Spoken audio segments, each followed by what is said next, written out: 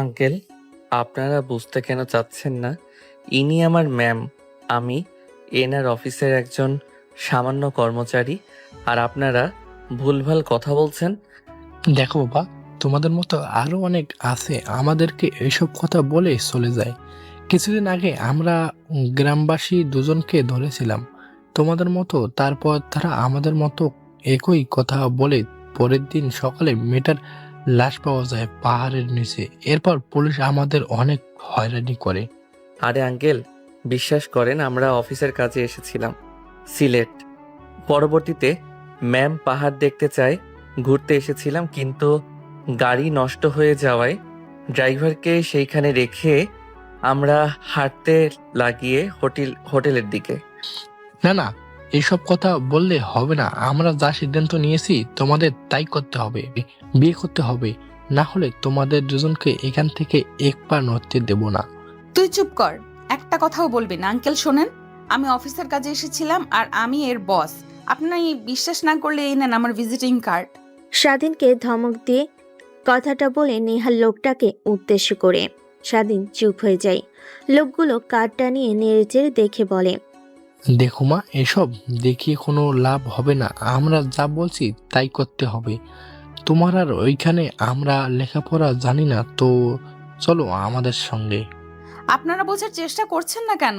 আমাকে কি জোর জবরদস্তি করে বিয়ে দিবেন নাকি আপনারা? আমি কিন্তু পুলিশের কাছে গিয়ে আপনাদের নামে মামলা করব। দেখেছেন চেয়ারম্যান সাহেব, আমাদের এখন পুলিশের ভয় দেখাচ্ছে।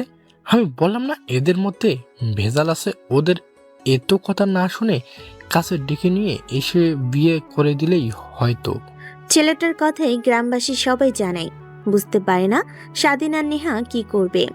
এখন শেষমেশ চেয়ারম্যান নেহাকে নিয়ে তার বাসায় যায়। তারপরে কাজী সাহেবদেরকে নিয়ে আসে, বিয়ে কার্যক্রম শুরু করে। নেহা আর স্বাধীন কাজী সাহেবকে অনেকবার বোঝানোর চেষ্টা করে, কিন্তু গ্রামবাসীর কাছে হার মেনে এক পর্যায়ে তারা দুজন বিয়ে করে নেয়। দেখতে দেখতে সবাই চেয়ারম্যানের বাসা থেকে চলে যায়। শুধুমাত্র চেয়ারম্যান সাহেব, তার মেয়ে আর তার স্ত্রী স্বাধীন আর নেহা সোফায় বসে আছে।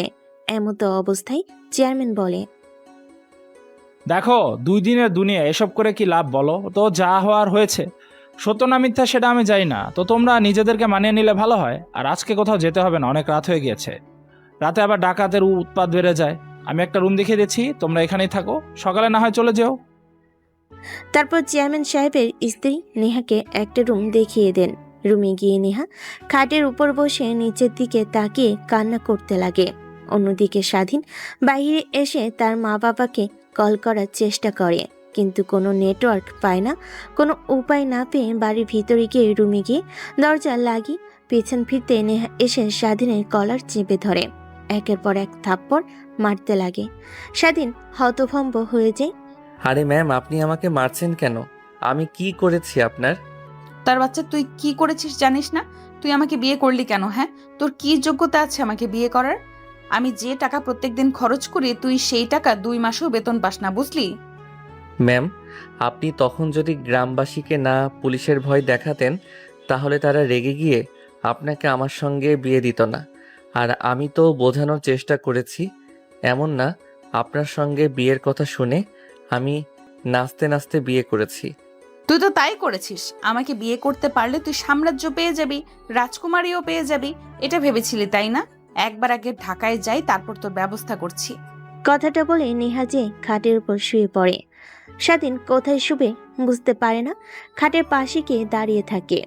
নেহা স্বাধীনের দিকে তাকিয়ে বলে, কিরে, এখানে পাথরের মতো দাঁড়িয়ে আছিস কেন? লাইট অফ কর, অনেক ঘুম পেয়েছে আমার, রাত কম হয়নি। কিন্তু ম্যাম, আমি কোথায় ঘুমাবো? স্বাধীনের কথা শুনে নেহা স্বাধীনের দিকে রাগী দৃষ্টিতে তাকায়। তারপর বলে, কোথায় ঘুমাবি মানে? আমি কি তোকে দেখিয়ে দেব নাকি? মাটিতে ঘুমা, না হলে সোফায় গিয়ে ঘুমিয়ে পড়। আর একটা কথা, আমার সাথে উল্টাপাল্টা কাজ করার চিন্তা ভাবনা একদমই করবি না, তাহলে তোকে কিন্তু মেরে ফেলবো আমি, সঙ্গে তোর পরিবারকেও। নেহার কথা শুনে স্বাধীন লাইট অফ করে সোফায় গিয়ে ঘুমিয়ে পড়ে। রাত গভীর হতে লাগে, নিঝুম বৃষ্টি হতে লাগে, অনবরত মেঘের গর্জন। নেহা ভয় পেয়ে যায়, উঠে লাইট অন করে, কিন্তু কারেন্ট নাই। ফ্ল্যাশ লাইট অন করবে, কিন্তু ফোনে চার্জ নাই। স্বাধীন স্বাধীন বলে চিৎকার করতে লাগে। স্বাধীনের ঘুম ভেঙে যায়। সোফা থেকে উঠে নেহার পাশে গিয়ে দাঁড়িয়ে বলে, ম্যাম কি হয়েছে? এমনভাবে চিৎকার করছেন কেন? মানে আমি মেঘের গর্জন দেখে অনেক ভয় পাই যখন বৃষ্টি হয়। ঢাকায় যখন মেঘ বৃষ্টি হয় তখন আমি আমার রুম থেকে গিয়ে মা বাবার সঙ্গে ঘুমিয়ে পড়ি, কিন্তু এখানে তো তারা নেই, আমার অনেক ভয় করছে। নেহার কথাটা শেষ না হতে আরেকটা বজ্রপাত হয়। নেহা খাট থেকে উঠে স্বাধীনকে জড়িয়ে ধরে। স্বাধীন শিহরিত হয়ে যায় নেহার আকর্ষণিক স্পর্শে। কিছুক্ষণ পর স্বাধীনের ধ্যান ভাঙলে নেহাকে তার কাছ থেকে সারিয়ে বলে, আরে ম্যাম, কি শুরু করলেন? ছাড়েন আমাকে, ছাড়েন বলছি। প্লিজ এভাবে কথা বলিস না, অনেক ভয় করছে আমার। তুই আজকের রাতটা না হয় আমার সঙ্গেই থাক। তারপর নেহা স্বাধীনকে অনেক জোরাজুরি করতে লাগে। শেষমেশ স্বাধীন খাটের উপর শুয়ে পড়ে। তখন আরেকটা বজ্রপাত হলে নেহা এসে স্বাধীনকে জড়িয়ে ধরে। স্বাধীন অবাক হয়ে যায়। বাইরে বৃষ্টি হচ্ছে, মনের মধ্যে এক অন্যরকম ভালো লাগা কাজ করছে দুজনের। নেহা কেমন যেন ধীরে ধীরে স্বাধীনের ভেতরে ঢুকে যেতে লাগে। ঘাড়ে অনবরত মুখ লাগিয়ে নিঃশ্বাস ফেলতে লাগে। স্বাধীন বিস্মিত হয়ে যায়। ম্যাম কি করছেন এইসব? ছাড়েন আমাকে, ছাড়েন বলছি। চুপ, একদম চুপ, যা করছি করতে দে। স্বাধীন নেহার কথার আগামাতা কিছুই বুঝতে পারে না। স্বাধীন মূর্তির নাই শুয়ে আছে। নেহা স্বাধীনের বুকের উপর উঠে অনবরত কিস করতে করতে এক পর্যায়ে নেহা স্বাধীনের ঠোঁটের সঙ্গে ঠোঁট লাগিয়ে ফেলে। স্বাধীন বড় বড় দৃষ্টিতে তাকিয়ে থাকে। এক পর্যায়ে নেহা স্বাধীনের শার্টের বোতাম খুলতে লাগে। স্বাধীন তাল সামলাতে না পেরে নেহার সঙ্গে রেসপন্স করতে লাগে। তারপর নেহাকে তার বুকের ওপর থেকে সরিয়ে নেহার উপর ঝাঁপিয়ে পড়ে স্বাধীন। নেহা স্বাধীনের প্রত্যেকটা স্পর্শে কেঁপে উঠতে লাগে। এক পর্যায়ে চোখ দিয়ে পানি বের হয়ে যায়। সেটা দেখে স্বাধীনের কোনো হেলদোল নেই। আদর করতে করতে ক্লান্ত হয়ে গেলে নেহার উপরই শুয়ে পড়ে। বাহিরে বৃষ্টির উৎপাত অনেকটাই কমে গিয়েছে। নেহা স্বাধীনের মাথাতে নিজের অজান্তেই হাত বুলিয়ে দিতে লাগে। এভাবেই দুজন ঘুমিয়ে পড়ে। পরের দিন সকালবেলা স্বাধীন ঘুমাচ্ছিল, হঠাৎ মেঝেতে পড়ে যায়। ঘুম ঘুম চোখে উপরের দিকে তাকিয়ে দেখে নেহার শরীরে বিন্দুমাত্র জামা কাপড় নেই। চাদর দিয়ে শরীর ঢেকে রেখেছে, আর স্বাধীনের দিকে রাগী দৃষ্টিতে তাকিয়ে আছে। ম্যাম এভাবে ধাক্কা দিলেন কেন? কাঁচা ঘুম ভেঙে ফেললেন আমার। কুত্তার বাচ্চা, তোকে বলেছি আমার কাছ থেকে দূরে থাকতে, আর তুই আমার সুযোগ নিয়ে আমার সঙ্গে রাতে। তোকে অনেক ভালো ভেবেছিলাম, কিন্তু তুই অন্যান্য ছেলেদের মতো। ম্যাম আমি আবার আপনার কি ক্ষতি করলাম? কুত্তার বাচ্চা, বুঝতে পারছিস না নাকি বুঝেও না বোঝার ভঙ্গিমা করছে? শালা, নিচের দিকে তাকা, তাহলে বুঝতে পারবি। নেহার কথা শুনে স্বাধীন নিজের দিকে তাকায়। শরীরে বিন্দু মাত্র পোশাক নেই। স্বাধীন হাত দিয়ে ঢাকার চেষ্টা করে। এখন বুঝতে পারলি তো কেন তোকে কথাটা বললাম? Sorry ma'am. তখনই স্বাধীনের সব কথা মনে পড়তে লাগে। তার তো কোনো দোষ নেই, নেহাই তো তাকে জোর করে এসব করেছে। এখন নেহাকে বলল বিশ্বাস করবে না। তারপর ফ্লোর থেকে শার্ট প্যান্ট কুড়িয়ে পরে নেয়। নেহা অনবরত কান্না করতে লাগে। স্বাধীন কি বলে নেহাকে বোঝাবে বুঝতে পারে না। বিশ্বাস করেন, যা হয়েছে আমার কিছু মনে নেই, আর কিছু মনেও রাখতে চাই না। ধরেন একটা সুইসাইড, এর বেশি কিছু না। চুপ, একদম চুপ। তোকে সিলেট আনাটাই আমার ভুল ছিল। প্রথমে বিয়ে করলে, এখন আবার আমার কে। বাকি কথা না বলে নেহা তার মুখ চেপে ধরে কান্না করতে লাগে। স্বাধীন বুঝতে পারে না নেহাকে এখন কি বলে সান্ত্বনা দেবে, তাই সেখানে আর না থেকে ওয়াশরুমে চলে যায়। ফ্রেশ হয়ে বাইরে এসে দেখে এখনো কান্না করছে। ম্যাম সরি তো বললাম, আর কিভাবে বললে আপনি আমাকে ক্ষমা করবেন বলেন? আচ্ছা এই নেন লাঠি, যত ইচ্ছা আমাকে তত মারেন না, আমি কিছু বলবো না, তাও এভাবে থাকবেন না। যান ফ্রেশ হয়ে আসেন, সময় হয়ে গেছে, আমাদের আবার বের হতে হবে। স্বাধীনের কথা শুনে নেহা পোশাক পরিধান করে ওয়াশরুমে চলে যায়। ফ্রেশ হয়ে বাইরে আসে। তারপর নেহা একাই রুমের বাইরে চলে যায় স্বাধীনের পিছনে। তারপর চেয়ারম্যান সাহেব আর তার পরিবারকে বিদায় জানিয়ে চলে আসে হোটেলে। নেহা তার রুমে গিয়ে রাগে ফুঁসতে লাগে কিভাবে স্বাধীনকে সাহায্য করবে তার জন্য। অন্যদিকে স্বাধীন রুমে গিয়ে ভাবতে লাগে নেহা কি আদৌ তাকে ক্ষমা করবে, নাকি ঢাকায় গেলে তার চাকরিটা নট করে দেবে। এইসবই ভাবতে লাগে। তারপর জামা কাপড় গুছিয়ে ব্যাগপত্র গুছিয়ে নেয়। নেহার রুমে এসে দরজা কড়া নাড়তেই নেহা দরজা খুলে দেয়। তারপর নেহার জামা কাপড় ব্যাগপত্র গুছিয়ে ফেলে। ম্যাম, ড্রাইভার ফোন দিয়েছিল, গাড়ি ঠিক করে নিচে অপেক্ষা করছে। আর আজকে সকালেই তো ঢাকায় ব্যাক করার কথা, আমাদের রেডি হয়নি। রেডি হওয়া লাগবে না, চল, এমনভাবেই যাব। কথাটা বলেই নেহার রুম থেকে বেরিয়ে যায়। স্বাধীন লাগেজগুলো নিয়ে বের হয়ে যায়। কাউন্টারে গিয়ে বিল মিটিয়ে নেহা গাড়িতে উঠে বসে। স্বাধীন লাগেজগুলো ডিকিতে রাখে। গাড়ি স্টার্ট দিয়ে যেতে লাগে। আধা ঘন্টা পর ঢাকায় এসে পৌঁছেই তারা। নেহা গাড়ি থেকে নেমে তার বাবা মার সঙ্গে কথা না বলে সোজা রুমে চলে যায়। স্বাধীন লাগেজগুলো নিয়ে বাড়ির মধ্যে রেখে যে বাহির হতে যাবে, ঠিক পেছন থেকে নেহার বাবা বলে, স্বাধীন, নেহার কি হয়েছে? প্রত্যেকবার তো অফিসের কাজ করে বাসায় আসার পর আমাদের সঙ্গে কথা বলতো, কিন্তু আজ এভাবে কোনো কথা না বলে শুধু রুমে চলে গেল। পিছে পিছে তোমায় আনতে গিয়েছিল, দরজা লাগিয়ে দিয়েছে আর খুলছে না। কিছু কি হয়েছে? স্বাধীন কি বলবে বুঝতে পারে না। মাথা চুলকাতে চুলকাতে বলে, কই আঙ্কেল, আমার চোখে তো তেমন কিছু করেনি ম্যাম। হয়তোবা অনেক ক্লান্ত, তাই রুমে গিয়েছে রেস্ট নেওয়ার জন্য। চিন্তা করবেন না। তারপর স্বাধীন বাড়ির বাইরে চলে আসে। প্যান্টের পকেট থেকে মোবাইল বের করে নেহাকে একটা মেসেজ দেয়। ম্যাম, যা হয়েছে তার জন্য I am really sorry, but আপনার ফ্যামিলি অনেক কষ্ট পেয়েছে। আপনি তাদের সঙ্গে কথা না বলে রুমে গিয়েছেন। প্লিজ নিজেকে সামলিয়ে ফ্রি মাইন্ড হয়ে আপনার ফ্যামিলিকে সময় দিন। আর হ্যাঁ, আপনি যদি বলেন আমি আর আপনার অফিসে চাকরি করব না, কোনো না কোনো চাকরি খুঁজে নেব আমি। মেসেজটা দিয়ে স্বাধীন মোবাইল বন্ধ করে পকেটে রেখে দেয়। তারপর লাগেজ নিয়ে বাইরে অপেক্ষা করতে লাগে রিক্সার জন্য। একটু পর রিক্সা পেয়ে যায়। তারপর স্বাধীন তার বাসায় চলে আসে। অন্যদিকে নেহার ফোনে মেসেজের শব্দ হতেই হাতে নিয়ে দেখে স্বাধীনের মেসেজ। পরে অনেক বিরক্ত হয়ে যায়। মোবাইলটা ফ্লোরে আছাড় দু টুকরো হয়ে যায়। নেহা নিজের মাথার চুল নিজে খামচি দিয়ে ধরে। তখনই মনে পড়ে যায় রাতের কথা। আচ্ছা, ওকে যে এত দোষারোপ করছি, বাট ওর তো কোনো দোষ নেই। আমি তো ওকে জোর করে। নেহা, কি করেছিস তুই ছোট লোকের বাচ্চার সঙ্গে? এখন যদি ওর বেবি তোর পেটে চলে আসে তখন কি হবে? এসব কথা ভেবে আরও নেহা ভেঙে পড়ে।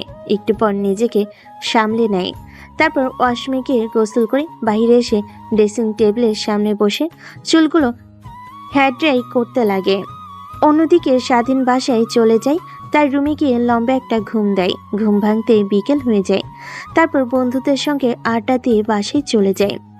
এইভাবে পেরিয়ে যায় রাতটা। পরের দিন সকালবেলা স্বাধীন ঘুম থেকে উঠে ফ্রেশ হয়ে অফিসের উদ্দেশ্যে বেরিয়ে পড়ে। অফিসে গিয়ে দেখে নেহা এখনো আসেনি। স্বাধীন তার কাজ করতে লাগে। স্বাধীন এই অফিসে সামান্য একটা পিয়ন। তার কাজ একটা ফাইল একটা টেবিলে দেওয়া, আবার অন্য টেবিল থেকে ফাইল নিয়ে আরেক টেবিলে দেওয়া, সবার কফি বানিয়ে দেওয়া, এসবই আর কি। স্বাধীন মন দিয়ে কাজ করছিল। তখনই নেহা অফিসে আসে। সবাই দাঁড়িয়ে পড়ে। স্বাধীন নেহার দিকে একটু তাকায়, তারপর কেবিনে চলে যায়। টেবিলে গিয়ে কাজ করতে লাগে। এভাবে টিফিন পিরিয়ড হয়। স্বাধীন ক্যান্টিনে গিয়ে কর্নারে একটা সিটে বসে খাবার খাচ্ছিল। এমন সময় অফিসের এক কলিগ এসে স্বাধীনের পাশে দাঁড়িয়ে বলে, আমি কি তোমার পাশে বসে খাবার খেতে পারি? স্বাধীন খাওয়া বাদ দিয়ে পাশে তাকিয়ে দেখে সাথী মুচকি একটা হাসি দিয়ে বলে, হ্যাঁ বসুন বসুন ম্যাম, কোনো সমস্যা নেই। তারপর সাথী স্বাধীনের পাশে বসে পড়ে খাওয়া দাওয়া করতে লাগে আর দুজন কথা বলতে লাগে। তখনই নেহা ক্যান্টিনে আসে একটা প্রয়োজনে। স্বাধীনকে সাথীর সাথে কথা বলতে দেখে। তার কেন জানি অনেক জেলাস ফিল হয়, কিন্তু কি করবে? এখন তো টিফিন পিরিয়ড, কোনো কাজও বলতে পারবে না যে এক প্রকার কাজ শেষ না করে কেবিনে চলে যায়। টেবিলের সামনে থাকা জাম্পিং বলটা নিয়ে অনবরত হাতে চাপতে লাগে আর নিজের রাগকে কন্ট্রোল করতে লাগে। দেখতে দেখতে টিফিন পিরিয়ড শেষ হয়ে যায়। সবাই কাজ করতে লাগে। তখনই স্বাধীনকে নেহা তার কেবিনে ডাকে। স্বাধীন আসতে নেহা বলে। যা তুই আমার জন্য কফি বানিয়ে নিয়ে আয়। স্বাধীন বাধ্য ছেলে মতো কফি বানিয়ে নেহার দিকে দিতেই এক চুমুক দিয়ে নেহা স্বাধীনের মুখে ছুঁড়ে মারে। গরম কফি থাকাতে স্বাধীনের মুখ জ্বলতে লাগে। ম্যাম কি হয়েছে? কফি আমার দিকে এইভাবে ছুঁড়ে মারলেন কেন? আমার ইচ্ছে কফি ভালো হয়নি। কোন দিকে তোর মন থাকে? সবসময় সুন্দরী মেয়েদেরকে ফ্লার্ট করিস, ওইদিকে মন দিয়ে রাখিস নাকি? আর একবার দেখি কোনো মেয়ের সঙ্গে কথা বলতে, তাহলে তোকে চাকরি থেকে বের করে দিব। স্বাধীন বুঝতে পারে না নেহার কথা, মানে শুধু এতটুকু বুঝতে পারে কোনো মেয়ের সঙ্গে কথা বলতে দেখলে তাকে অফিস থেকে বের করে দেবে। তারপর চায়ের ভাঙ্গা টুকরোগুলো তুলতে গেলে স্বাধীনের হাত কিছুটা অংশ কেটে যায়, রক্ত বের হয়ে পড়তে লাগে। নেহার কেন জানি অনেক খারাপ লাগে, কারণ তার জন্য ছেলেটার হাত কেটে গিয়েছে। দৌড়ে গিয়ে স্বাধীনের হাত চেপে ধরে বলে, কাজ করবি দেখে শুনে কাজ করবি, না দেখে শুনে হাতের কি 12টা বাজিয়ে ফেলেছিস। এখন তো কোনো কাজও করতে পারবি না, রক্ত বের হচ্ছে কিভাবে? ম্যাম আপনাকে এসব নিয়ে ভাবতে হবে না, আপনার রক্তের কোনো মূল্য নেই। আর হ্যাঁ, কাজ করতে পারবো, সমস্যা নেই। আপনার কাজে কখনো বরখেলাপি করব না। হয়েছে, তোকে আর বলতে হবে না, এখন আয় তোর হাত ব্যান্ডেজ করে দেই। কথাটা বলে নেহা স্বাধীনকে উঠিয়ে চেয়ারের উপর বসিয়ে দেয়। তারপর ফার্স্ট এড বক্স বের করে স্বাধীনের হাতে কাটা জায়গায় স্যাভলন দিয়ে পরিষ্কার করে ব্যান্ডেজ করে দেয়। তারপর নিজেই ফ্লোরে থাকা কাচের টুকরোগুলো পরিষ্কার করতে লাগে। স্বাধীন অবাক হয়ে যায়, নেহার আবার কি হলো? I am really sorry. Sorry বলতে হবে না ম্যাডাম, আমি কিছু মনে করি নাই। নেহার ব্যান্ডেজ করা শেষ হলে স্বাধীন নেহার কেবিন থেকে চলে আসে। তারপর চেয়ারে বসে অপেক্ষা করতে লাগে। যখন যার প্রয়োজন তখন তাকে প্রয়োজন মেটানোর জন্য বসে থাকে। অনেকক্ষণ সময় ভালো লাগে না, তাই হাঁটতে লাগে, মাঝে মাঝে মেয়েদের সঙ্গে কথা বলতে লাগে। এইটা বাট নেহা ক্যামেরা দিয়ে সব দেখে রাগে ফুঁসতে লাগে আর বলতে লাগে, সব ছেলেরা এক হয়, একে ভেবেছিলাম একটু ভিন্ন, বাট আরো বেশি নিজের বউ থাকতে আরো অন্য মেয়েদের সঙ্গে গিয়ে কিভাবে কথা বলে। এ নেহা, কি ভাবছিস তুই? তোর ওকে স্বামীর অধিকার দিসনি, অন্য মেয়েদের কাছে যাবে না তো কি করবে? কথাটা বলে নেহা নিজের মাথায় নিজে আলতো করে একটা থাপ্পড় দিতে গেলে জোরে মেরে আহ বলে ওঠে। নেহা ভাবতে লাগে কিভাবে এই মেয়েদের বদ নজর থেকে স্বাধীনকে সুরক্ষিত রাখা যায়। তখনই তার মাথায় একটা বুদ্ধি আসে। স্বাধীনকে কেবিনে ডাকে। একটু পর স্বাধীন আসে, নেহার সামনে দাঁড়িয়ে থাকে। নেহা বলে, আচ্ছা, তুই কতদূর পর্যন্ত লেখাপড়া করেছিস? ম্যাডাম এসএসসি পর্যন্ত পড়াশোনা করেছি, তারপরে আর করতে পারি নাই। বাবা অসুস্থ, প্যারালাইজড হয়ে সবসময় বাসায় থাকে। বাড়িতে একটা ছোট্ট বোন আর মা, সংসার চালানোর জন্য লেখাপড়া করার হয়ে ওঠেনি। তারপর আপনার অফিসে আছি, আঙ্কেল দেখে আমাকে পিয়নের জব দেয়। সমস্যা নেই, তাই হবে। মানে হঠাৎ এমন প্রশ্ন করলেন আমাকে? একটু পর জানতে পারবি। আর যা, তোকে কি বলেছিলাম মনে নেই? কোনো মেয়ের সঙ্গে কথা বলবি না প্রয়োজন ব্যতীত। তাও দেখি আবার মেয়েদের সঙ্গে যে ভাব মজাচ্ছিস, ভুলে যাস না তোর কিন্তু। কথাটা বলতে গিয়েও নেহা থেমে যায়। স্বাধীন রুম থেকে বেরিয়ে যায়। একটু পর নেহা ম্যানেজারকে ডাক দেয়। ম্যানেজার আসলে স্বাধীনকে তার পার্সোনাল বডিগার্ড হিসেবে চাকরিতে নিযুক্ত করার জন্য একটা অ্যাপয়েন্টমেন্ট লিখতে বলে। অ্যাপয়েন্টমেন্ট লেখা শেষ হলে স্বাধীনকে ডাক দিতেই রেগে কেবিনে প্রবেশ করে, কিন্তু নেহাকে কিছু বুঝতে দেয় না। নেহা দাঁড়িয়ে স্বাধীনের কাছে এগিয়ে এসে একটা খাম ধরিয়ে দেয়। তারপর অশ্রুমাখা কণ্ঠ নিয়ে নেহার পা জড়িয়ে ধরে কান্না করতে করতে স্বাধীন বলে, ম্যাম প্লিজ আমাকে অফিস থেকে বের করে দিবেন না। আপনি মেয়েদের সঙ্গে কথা বলা দেখতে পারেন না। আজ থেকে আমি কোনো মেয়ের সঙ্গে কথা বলবো না, প্রয়োজন হলেও বলবো না। তাও আমাকে চাকরি থেকে বের করে দিয়েন না। আমাকে যদি চাকরি থেকে বের করে দেন তাহলে আমার পরিবার না খেতে পেয়ে মারা যাবে। আমি একমাত্র ব্যক্তি যে উপার্জন করে ফ্যামিলি চালায়। নেহার কথা শুনে অনেক মায়া লাগতে লাগে, কিন্তু স্বাধীনকে বুঝতে দেয় না। কটাক্ষ গলায় বলে, আরে খামটা তো একবার খুলে দেখ কি লেখা আছে। জানি ম্যাম, যাদেরকে চাকরি থেকে বের করে দেওয়া হয় তাদেরকে এই খাম দেওয়া হয়।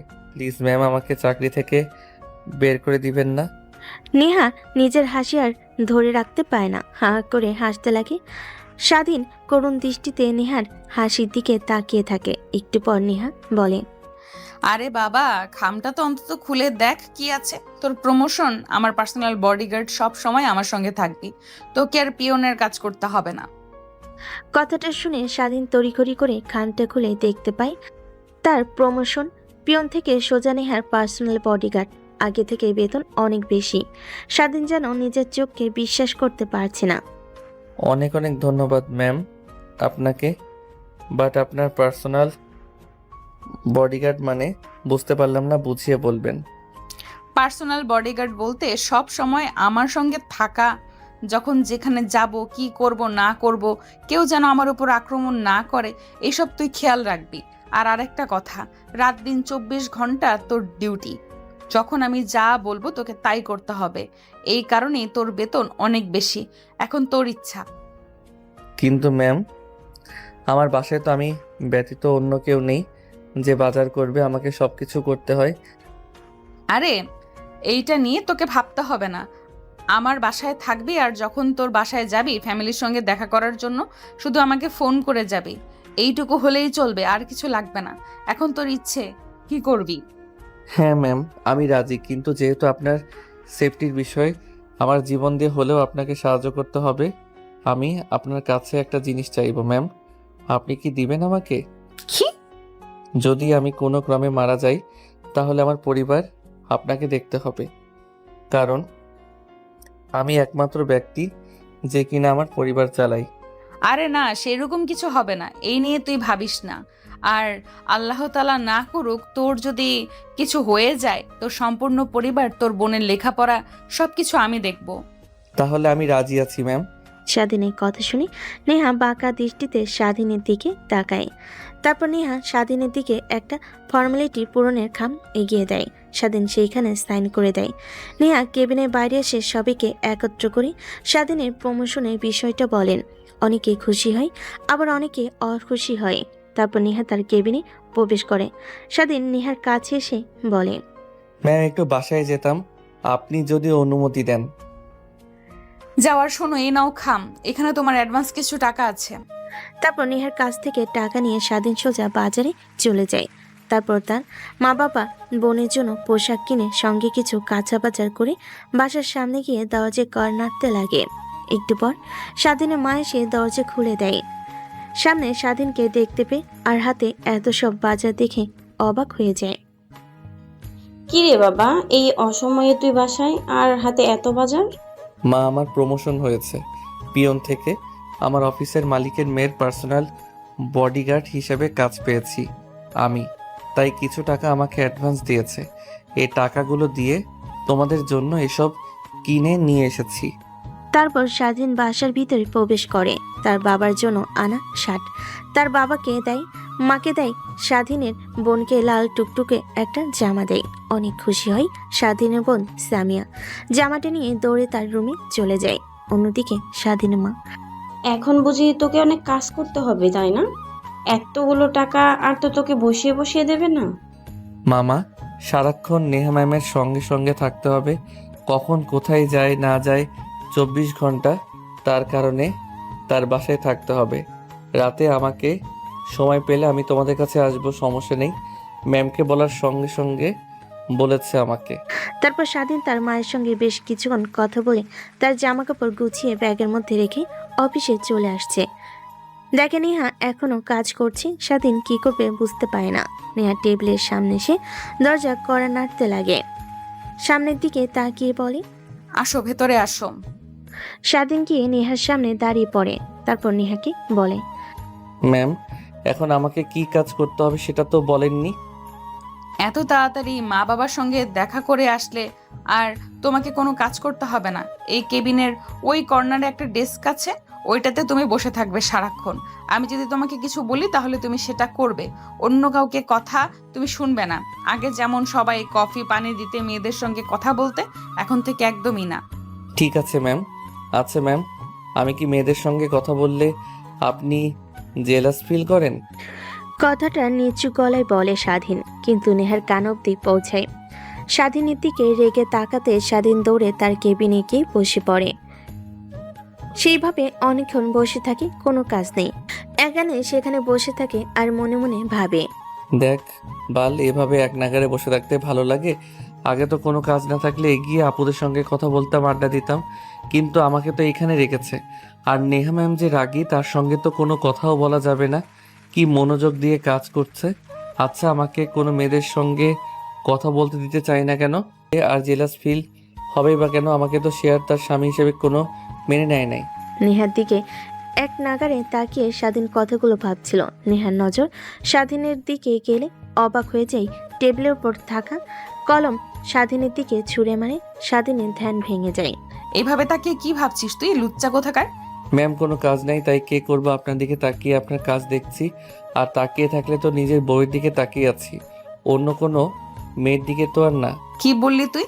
কাজ শেষ করতে দে, তারপর তোকে দেখাচ্ছি। কথাটা বলেই নেহা পুনরায় তার কাজে মনোযোগ দেয়। অন্যদিকে স্বাধীন মুচকি একটা হাসি দিয়ে কম্পিউটার অন করে মুভি দেখতে লাগে। দেখতে দেখতে অফিসের সময় শেষ হয়ে যায়, যে যার মতো বাসায় চলে যায়। নেহা কাজ শেষ হতে অনেকটা দেরি হয়ে যায়। স্বাধীন সেই দিকে কোনো খেয়াল নাই, কম্পিউটার মুভি দেখছিল। এমন সময় নেহা স্বাধীনের পাশে এসে দাঁড়িয়ে দেখে কি করছে। দেখে স্বাধীন কম্পিউটারে রোমান্টিক মুভি দেখছে। স্বাধীনের মাথায় আলতো করে একটা আঘাত করে বলে, কিরে, কি করছিস এসব? তুই কম্পিউটারে এইসব কি মুভি দেখছিস? চুম্মা চুম্মি? মানে ম্যাম, সরি, কি করব বুঝতে পারছিলাম না। ভাবলাম এই মুভিটা ভালো, তাই দেখতেছিলাম। ভাবিনি এরকম সিন আসবে। সরি, আর দেখবো না। কথাটা বলি স্বাধীন কম্পিউটার বন্ধ করে তারপর নেহার সঙ্গে অফিসের বাইরে চলে আসে। নেহা গাড়িতে উঠে স্বাধীনকে ইশারায় গাড়িতে উঠতে বলে। একটু পর একটা আলিশান বাড়ির সামনে গিয়ে গাড়ি দাঁড় করে। গাড়ির হর্ন দিতেই দরজা খুলে দেয়, তারপর বাড়ির ভিতরে প্রবেশ করে। স্বাধীন আশপাশ তাকিয়ে অবাক হয়ে যায়, কারণ কোনো রাজমহলের থেকে কম না। স্বাধীন হাঁ করে তাকিয়ে থাকতে দেখে।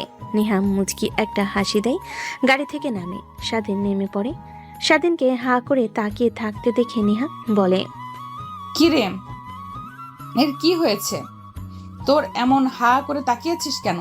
হ্যাঁ ম্যাম, আসলে এত সুন্দর বাড়ি কখনো দেখিনি তো, আর ভাবতেও পারিনি।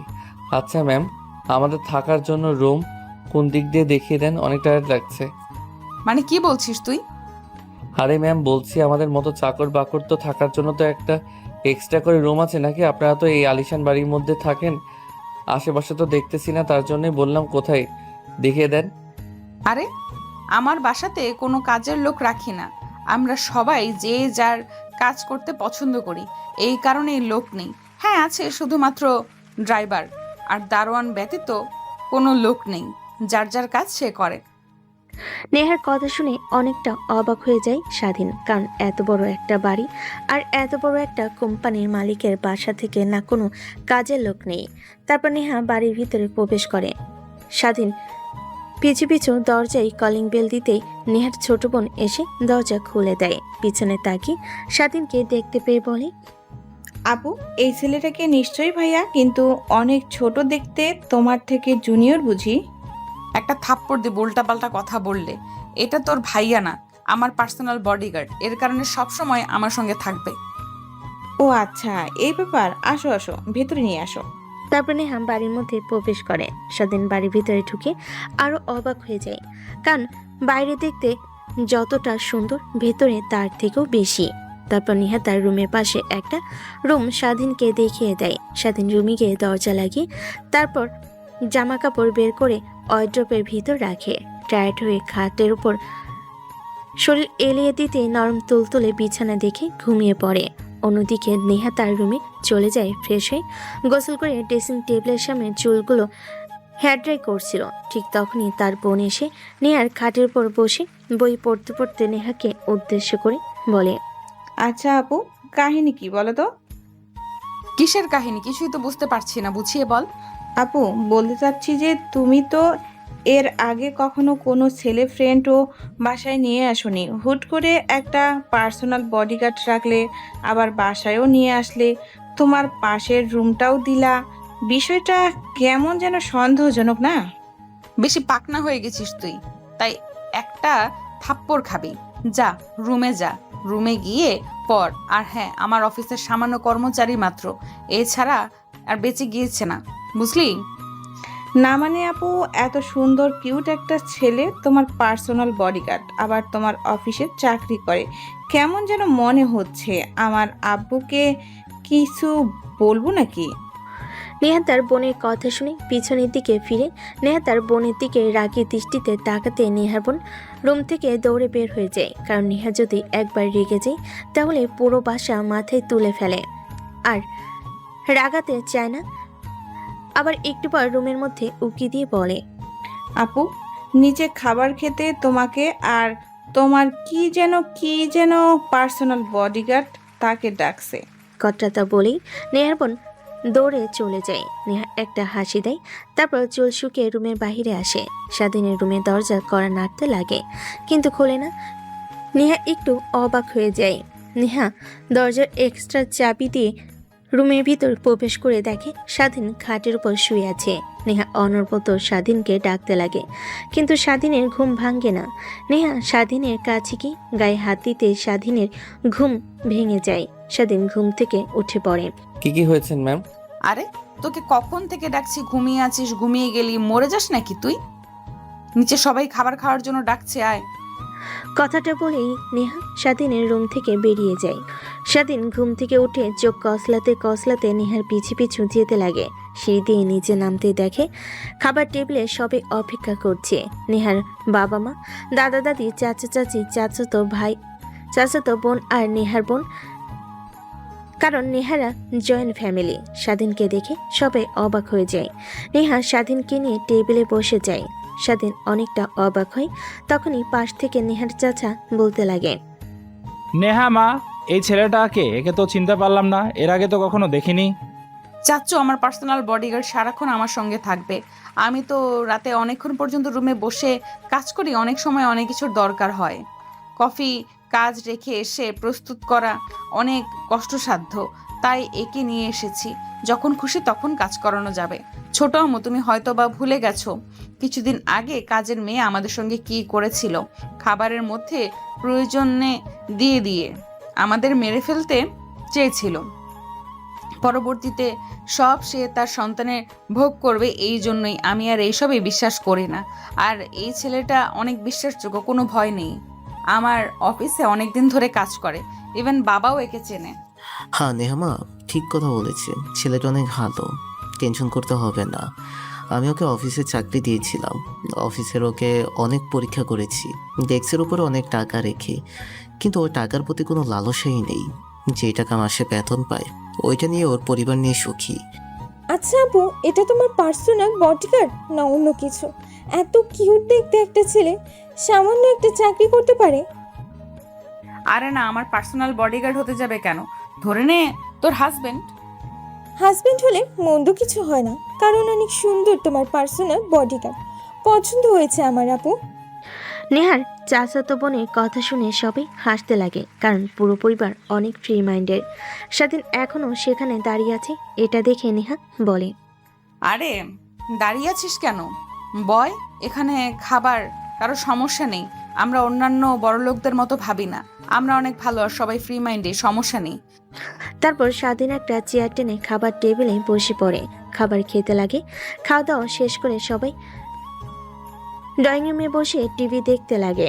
স্বাধীন পাশে দাঁড়িয়ে থাকে। ঠিক তখনই তার ফোনে ফোন আসে। রুমের বাড়ির বাহিরে গিয়ে ফোন বের করে দেখে তার মা ফোন রিসিভ করে কানের কাছে ধরতে ওপাশ থেকে বলে, বাবা, কি অবস্থা তোর? কেমন আছিস? ঠিকমতো খাবার খাচ্ছিস তো নাকি? মা, চিন্তা করতে হবে না আমাকে নিয়ে, কারণ এনারা অনেক ভালো। একসঙ্গে খাবার খেতে বসি এক টেবিলে, কিছু বলে না। অন্যান্য বড়লোকদের মতো না মাইরা, তোমাকে কোনো টেনশন করতে হবে না। তুমি বাবাকে দেখো আর বোনকে দেখে রেখো, সময় হলে আমি মাঝে মাঝে বাসায় যাব। স্বাধীন মায়ের সঙ্গে কথা বলছিল দোলনাতে বসে। ঠিক তখনই পিছন থেকে নেহা এসে স্বাধীনের পাশে বসে পড়ে। স্বাধীন তৎক্ষণাৎ ফোন রেখে দিয়ে নেহার পাশ থেকে উঠে দাঁড়িয়ে পড়ে। কিরে, কি হয়েছে তোর? দাঁড়িয়ে পড়লি কেন? আর কার সঙ্গে কথা বলি? নিশ্চয়ই গার্লফ্রেন্ডের সঙ্গে, তাই না? না ম্যাম, আমার কোনো গার্লফ্রেন্ড নেই। ও আচ্ছা, সত্যি নাকি? আমাকে রেখে তুই মিথ্যা কথা বলছিস? না ম্যাম, সত্যি। আমার মতো গরিব খ্যাত ছেলেকে কে ভালোবাসতে যাবে বলেন তো? কেন, তুই তো দেখতে শুনতে খারাপ না। রাখ সেসব কথা। আচ্ছা একটা কথা বলি, আমার চাচাতো বোন আর আমার বোনের কাছ থেকে দূরে দূরে থাকবি। আসার পর থেকে দেখছি ওরা তোকে নিয়ে পড়ে আছে। ওদের মতো আমার একদমই সুবিধার মনে হচ্ছে না। আর উল্টাপাল্টা কিছু বলে দিস না আবার যেন আমাদের বিয়ের কথা। ঠিক আছে ম্যাম। তারপর নেহা ল্যাপটপ বের করে কাজ করতে লাগে। স্বাধীন সেইখানে দাঁড়িয়ে থাকে। একটু পর নেহা বলে কফি করে নিয়ে আসতে। স্বাধীন ছাদ থেকে নেমে নিচে কিচেন রুমে চলে যায়। তেমন কিছু একটা চিনতে পারে না। তখনই নেহা বোন কিচেন রুমে প্রবেশ করে। স্বাধীন বের হতে যাবে, হাত দিয়ে স্বাধীনকে আটকে দেয়। কি ব্যাপার, কিচেন রুমে এসেছেন কেন? আর কাজ না করে চলে যাচ্ছেন? আমাকে দেখে ভয় পেয়েছেন নাকি? না, ভয় পেতে যাব কেন? মানে আমি তো বাসাতে নতুন, আর কিচেন রুমের কিছুই বুঝতে পারছি না। নেহা ম্যাম কফি চাচ্ছে। তাহলে কফি না করে নেহা আব্বুর কাছে গেলে রেখে কি আপনাকে মারতে পারবে? আসেন, আপনাকে শিখিয়ে দেই কিভাবে কফি বানাতে হয়। আর কিচেন রুমের কথাই কি আছে। তারপর নেহার বোন স্বাধীনকে সবকিছু দেখিয়ে দিতে লাগে কিভাবে কফি বানাতে হয়। সবকিছু দেখিয়ে দিতে লাগে। স্বাধীন কফি প্রস্তুত করা শিখতে গেলে নেহার বোনের অনেকটা কাছে চলে যায়। অন্যদিকে নেহা স্বাধীনকে আসতে না দেখে চিন্তা হতে লাগে। নিচে কিচেন রুমে চলে আসে। দেখতে পায় স্বাধীন তার বোনের সঙ্গে হাসি মুখে কথা বলছে আর একে অপরের অনেকটা কাছে এসে কি জানি করছে। দরজার কাছে দাঁড়িয়ে নেহা সবকিছু দেখতে লাগে আর রাগে ফুঁসতে লাগে। এমন সময় নেহার বোন স্বাধীনের হাতে হাত রেখে সবকিছু শিখিয়ে দিতে লাগে। এটা দেখে নেহা পেছন থেকে চিৎকার দিয়ে ওঠে। স্বাধীন! নেহার চিৎকার শুনে স্বাধীন আর নেহার বোন পিছনের দিকে তাকায়। দেখে নেহা রেগে আছে। স্বাধীন ভয় পেয়ে যায়। নেহার বোনের হাত থেকে তার হাত ছাড়িয়ে নেয়। নেহা নিজেকে সামলে নিয়ে বলে, কফি বানাতে আন্টি এত সময় লাগে? আর তোকে না আমি বললাম যা পড়তে বস, আর এখানে কি করছিস? মানে আপু, তোমার পার্সোনাল বডিগার্ড দেখি কিচেন রুমে এসে কিছুই চিনতে পারছে না, তাই সব কিছু দেখিয়ে দিলাম আর কফি বানানো শিখাচ্ছি। যাচ্ছি আমি এখনই। কথাটা বলেই নেহার বোন নেহাকে পাশ কাটিয়ে কিচেন রুম থেকে বেরিয়ে যায়। সাথে নিচের দিকে তাকিয়ে থাকে। সে ভালো করেই বুঝতে পারছে যে তার খবর আছে। নেহা স্বাধীনের কাছে এসে তীক্ষ্ণ কণ্ঠ নিয়ে বলতে লাগে, কাজ করব না, ভালো লাগছে না, আর কফিও খাবো না। মগ থেকে কফি ফেলে দিয়ে পরিষ্কার করে তোর রুমে যা, আমি আসছি। কথাটা বলেই নেহা চলে যায়। স্বাধীন কিছু বলার সুযোগ পায় না। তারপর স্বাধীন মুখ থেকে কফি এক চুমুক দিয়ে দেখে অনেক ভালো হয়েছে। পুরোটুকু না খেয়ে কফি ফেলে দেয়। কফির মগ পরিষ্কার করে রেখে দিয়ে কিচেন রুমের বাইরে এসে দেখে নেহা বসার রুমে তার পরিবারের সঙ্গে বসে টিভি দেখছে। মাঝে মাঝে কিচেন রুমের দিকে তাকাচ্ছে। স্বাধীনকে দেখতে পায়। চোখের ইশারা দিয়ে নেহা রুমে যেতে বলে। স্বাধীন রুমে চলে যায়। খাটের উপর বসে থেকে পা ঝুলিয়ে ভাবতে থাকে, আল্লাহ জানে কপালে কি শনি আছে, তার বউয়ের কাছ থেকে দূরে থাকতে বলেছে আমাকে। আর আমি গিয়ে কিনা নেহা ম্যামের বোনের একসঙ্গে কথা বলছিলাম, আর আমাকে কফি বানানোর শিখে দিয়েছিল নেহা ম্যাম। না জানি কি উল্টাপাল্টা ভেবেছে। কথাটা ভাবছিল স্বাধীন আনমনে। ঠিক তখনই খট করে দরজা খোলার শব্দ পায়। স্বাধীন মাথা তুলে সামনের দিকে তাকিয়ে দেখে নেহা রুমের মধ্যে প্রবেশ করে, দরজা লাগিয়ে দেয়। স্বাধীন খানিকটা ভয় পেয়ে যায়, উঠে দাঁড়িয়ে পড়ে। নেহা স্বাধীনের কাছে এসে গলা চেপে ধরে ঠাস করে থাপ্পড় লাগিয়ে দেয়। কুত্তার বাচ্চা, তোকে কত করে বললাম যে তুই আমার বোনের কাছ থেকে দূরে দূরে থাকবি, আর তুই গিয়ে কিনা আমার বোনের সঙ্গে ভাব জমাচ্ছিস। এর জন্যই তোর মতো ছোট লোকদের আমার বাসায় কাজের জন্য রাখি না। তোকে এনে ভুল করেছি। আমি কালকে গিয়ে তোকে আমার কোম্পানি থেকে আর আমার পার্সোনাল বডিগার্ডের চাকরি থেকে বের করে দিব। তখন দেখি তুই পথে পথে ঘুরে কিভাবে চাকরি জোগাড় করতে পারিস। নেহার কথা শুনে স্বাধীন ভরকে ওঠে, কারণ জবটা চলে গেলে তার পরিবার আর তাকে পথে বসতে হবে। তারপর নেহার পা জড়িয়ে ধরে কান্না করতে করতে বলে, ম্যাম আপনার পা ধরে বলছি, প্লিজ আমাকে চাকরি থেকে বের করে দিবেন না। আর আমি তো আপনার বোনের সঙ্গে নিজের ইচ্ছাতে কথা বলতে যাইনি। সে এসে আমার সঙ্গে কথা বলছিল আর আমাকে দেখিয়ে দিয়েছিল। স্বাধীন আর কোনো কথা বলতে পারে না। ঠিক তখনই দরজা কড়া নাড়ার শব্দ পায়। স্বাধীন অবাক হয়ে যায়, কারণ তার দরজায় এখন কি আবার নক করছে। নেহা এক প্রকার বিরক্তি নিয়ে দরজা খুলে দেয়। দেখে তার ছোট বোন। নেহা প্রশ্নবোধক দৃষ্টিতে তাকায়। আপু, তুমি এর রুমে কি করছো এত রাতে? আবার দরজা লাগিয়ে রেখেছো, কি হয়েছে? তোমার মতিগতি আমার শুরু থেকে একদম ভালো লাগছে না। আমার কথা রাখো। তোর এত রাতে কি এই দরজায় এসে এইভাবে নক করছিস কেন? মানে আপু, মানে একটু জানতে এসেছিলাম ভাইয়াটার কিছু লাগবে নাকি? নতুন বাসায় তেমন কিছু চেনে না। দেখ, তুই কিন্তু ভুলে যাচ্ছিস এই সামান্য একটা চাকর আমার, এর বেশি কিছু না।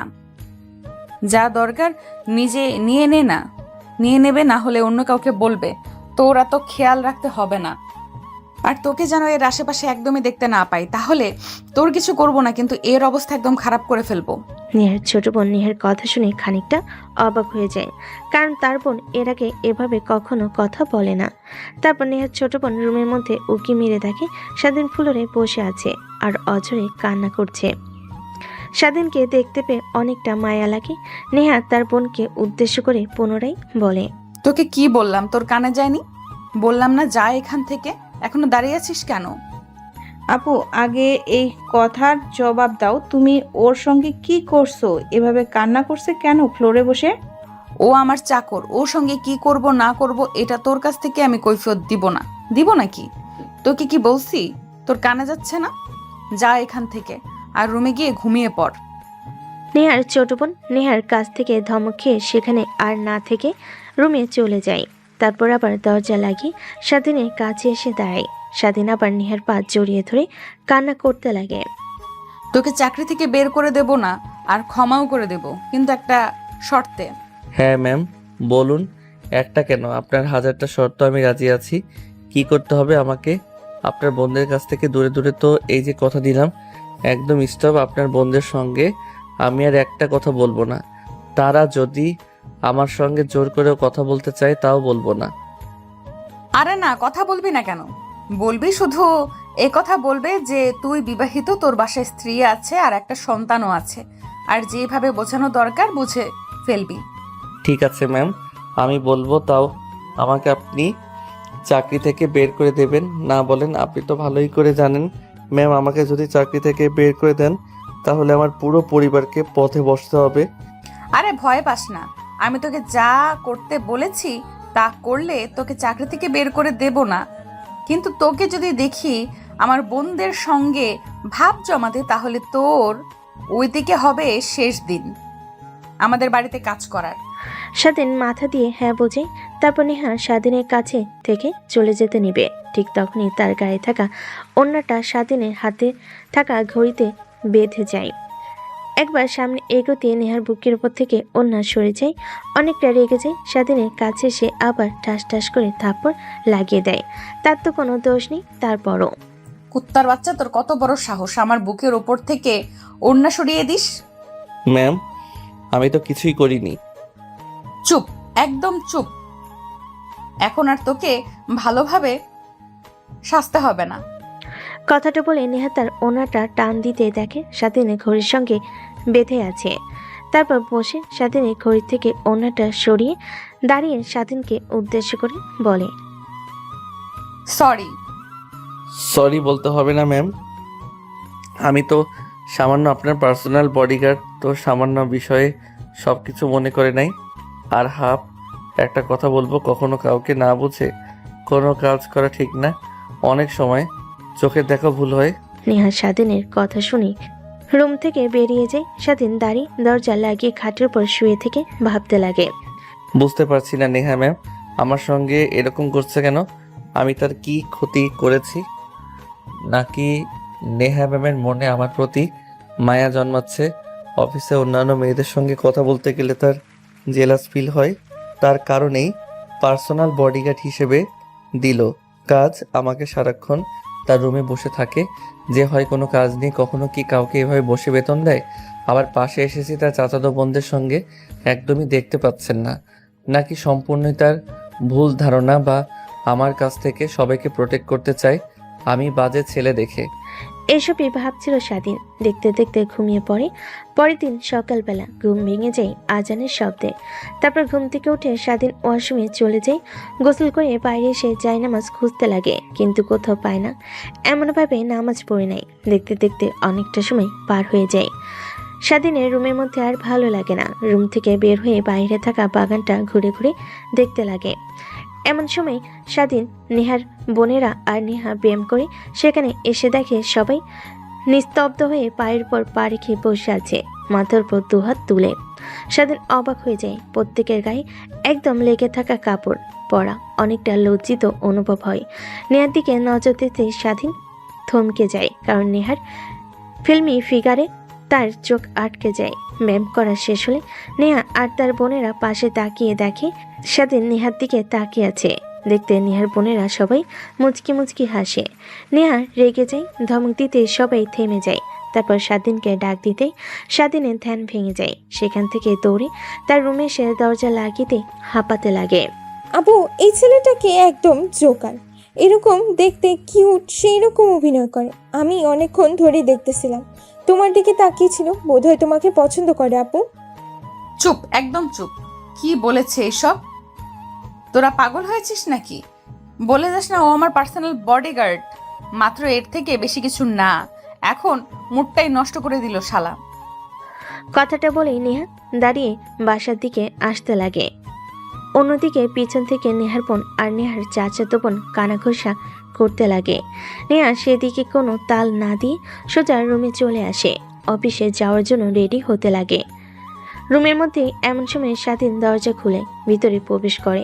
নেহা স্বাধীনকে আয়নার মধ্যে দেখতে পেয়ে পিছন ফিরে তাকিয়ে নেহা চিৎকার দিতে যাবে।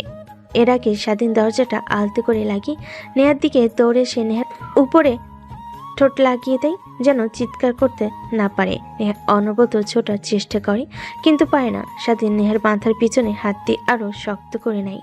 নেহা তাল সামলাতে না পেরে স্বাধীনকে আরও তার কাছে নিয়ে আসে। দুজনের মধ্যে হারিয়ে যেতে নেবে। এর আগে খট করে দরজা খোলার শব্দ হয়। স্বাধীন নেহাকে ছেড়ে দিয়ে খানিকটা দূরে গিয়ে দাঁড়ায়। নেহা দরজার দিকে তাকিয়ে দেখে তার মা। কি ব্যাপার তুমি? এই ছেলেটা কেন?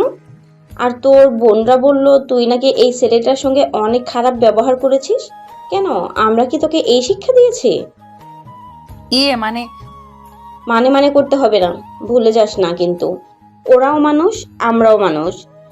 একদিন ওদের মতো গরিব ছিলাম। তোর বাবার অক্লান্ত পরিশ্রমে আমরা এত বড় হয়ে উঠেছি। এখন নিয়ে যাই, সবাই অপেক্ষা করছে খাবার টেবিলে। কথাটা বলে নেহার মা চলে যায়। স্বাধীন দরজা দিয়ে বাইরে যেতে যাবে। পিছন থেকে নেহা স্বাধীনের কলার চেপে ধরে কাছে নিয়ে আসে। কিরে, কোথায় যাচ্ছিস তুই? কিস করবি না? আয়, আবার করি। স্বাধীন ভয় পেয়ে নিচের দিকে তাকিয়ে থাকে। তুই তো অনেক সুন্দর অভিনয় করতে পারিস। তোকে তো নাটকে চান্স পাওয়ার কথা রে। এখন আবার ইনোসেন্ট বয়ের মতো নিচের দিকে তাকিয়ে আছিস। তুই ভালো করে জানতি এখন আমি পোশাক চেঞ্জ করছি। এই সুযোগ নেওয়ার জন্য আমার রুমে প্রবেশ করেছে, তাই না? না আপু, তুমি আমাকে ভুল ভাবছো। আমি তোমার কাছে এসেছিলাম ক্ষমা চাওয়ার জন্য, কিন্তু ভাবতে পারি নাই যে তুমি রুমের মধ্যে দরজা না লাগিয়ে পোশাক চেঞ্জ করছো। ভাবছি তুমি কাজ করছো, এর কারণে ঢুকে পড়েছি। কিন্তু তুমি আমার দিকে তাকিয়ে চিৎকার করতে যাবে, সবাই এসে যেত, এর কারণে তোমাকে গিয়ে কিস করে বসেছি। সরি। এখন আর অভিনয় করতে হবে না, সর আমার চোখের সামনে থেকে, তোকে যেন আর না দেখি। কথাটা বলেই নেহা স্বাধীনকে ছেড়ে দেয়। নেহার হাত থেকে ছাড়া পেয়ে স্বাধীন দৌড়ে নেহার রুম থেকে বের হয়ে গিয়ে নিজেকে সামলে নিয়ে খাবার টেবিলে গিয়ে বসে পড়ে। সবাই অপেক্ষা করতে লাগে নেহার জন্য। নেহা আজকে শাড়ি পরেছে। সবাই অবাক হয়ে যায়। নেহা খাবার টেবিলে এসে বসতেই পাশ থেকে নেহার চাচাতো বোন বলতে লাগে, কি ব্যাপার আপু, তোমাকে তো আমরা জোর জবরদস্তি করে কখনো শাড়ি পরাতে পারিনি, কিন্তু আজ আচমকা শাড়ি পরেছো কেন? নিশ্চয়ই কোনো স্পেশাল আছে। থাক, তোরাও না আজ শাড়ি পরতে অনেক ইচ্ছে করছিল, আর তোদেরকে তো বললে কখনো আমার কুচি ধরিস না, তাই কখনো শাড়ি পরা হয়ে ওঠেনি। তা আজকে আপুকে তোমার কোচে ধরেছিল বডিগার্ড, তাই তো? কথাটা বলে নেহার চাচাতো বোন আর নেহার বোন হাসতে লাগে। সবাই হাসতে লাগে, কিন্তু নেহার মা বাবার মুখে কোনো হাসি নেই। তারা চিন্তিত। স্বাধীনের চোখ তাদের চিন্তিত মুখের আড়াল হয় না। নেহা হাসতে লাগে। তারপর খাওয়া দাওয়া করে গাড়ি নিয়ে বের হয়ে যায় অফিসে। জ্যাম ঠেলে সামনের দিকে এগিয়ে যাচ্ছে ধীরে ধীরে গাড়ি। ঢাকা শহরের এই একটা ঝামেলা। দীর্ঘ 1 ঘন্টা পর এসে অফিসে পৌঁছায়। নেহাকে আজকে দেখে অফিসে থাকা প্রত্যেকটা ছেলে কর্মচারী অবাক হয়ে যায় আর ক্রাশ খেতে লাগে।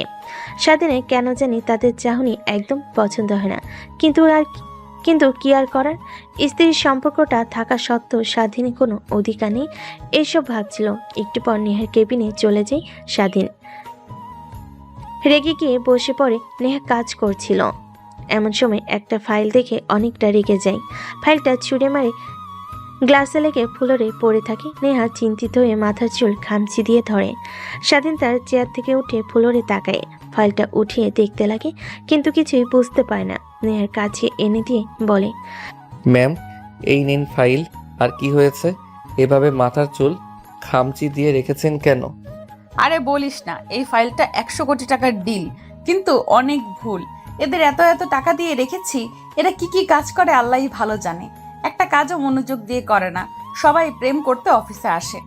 এইখানে আপনার তো কোনো ভুল নেই, তাহলে এভাবে মাথা চেপে ধরেছেন কেন? ওদের কাছে দিন, একটু পর ওরা ঠিক করে এনে দেবে। চুপ করবি তুই? এমনিতেই মাথা ব্যথা করছে, তারপর তোর উল্টাপাল্টা প্রশ্ন।